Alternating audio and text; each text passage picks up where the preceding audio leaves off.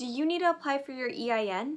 No problem, we're here to help walk you through the steps. The best and fastest way to apply is online. Just beware of fake EIN application websites. When searching on how to apply for an EIN, you'll find many websites that resemble the IRS. If a website asks for money to file, don't waste your time or money. Applying for an EIN is a free service.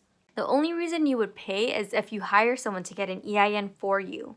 While you can certainly hire someone to get your EIN, you can also apply for an EIN yourself. You can also send your application by mail. First, print and fill out the SS4 application form. Mail your completed form to the appropriate IRS office.